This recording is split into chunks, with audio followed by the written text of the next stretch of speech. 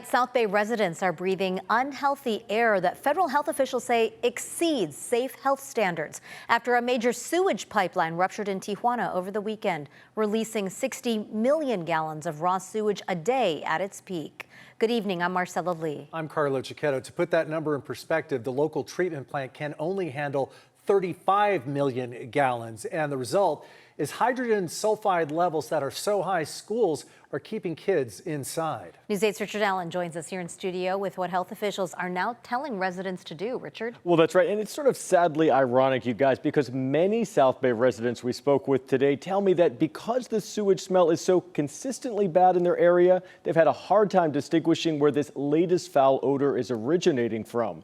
But the U.S. International Boundary and Water Commission is pointing the finger at this major sewage pipeline rupture in Tijuana. It's known as the parallel gravity line, and they're pressing Mexican authorities to repair it as quickly as possible.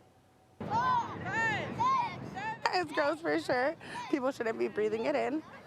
At this community park in Nestor, kids are enjoying soccer. But here and throughout the South Bay, they're also dealing with elevated levels of hydrogen sulfide, which often leads to a rotten egg odor in the air they breathe. It's a really bad sewage smell that you get, and it does hit you in the face. This most recent pipeline break, which is still being repaired, exceeded the Level 1 federal acute exposure guidelines for hydrogen sulfide emissions of 360 parts per billion on Tuesday, at one point reaching 915 parts per billion. The kids smelling it in and breathing it in, and then if they're outside and they're taking in all that smell, I'm pretty sure it's going to affect them some way badly. EPA officials say that emissions exceeding that level 1 threshold for hydrogen sulfide can cause notable discomfort, irritation, or certain asymptomatic non-sensory effects. However, the effects are not disabling and are transient and reversible upon cessation of exposure. It just comes and goes. There's times where you smell it more. There's times where, we're just kind of used to it. That's little comfort for expectant mom Noemi Torres, who's concerned about the health of her coming baby. But when she's born, I know they're more on the sensitive side when they're so brand new, so it is worrisome that something could happen. It's kind of regular for me, so it doesn't bother me as much as other people might, but I'm kind of used to it. Her 11-year-old daughter, Isabella, a 5th grader at Nestor Language Academy, says poor air quality in recent days is impacting her school day. My teacher got a call during class, and apparently she said, okay, guys, we can't go outside, and everyone is freaking out, like, what, why? Like, why can't we go outside? And for safety precautions, they're making us stay inside so that we don't breathe anything bad.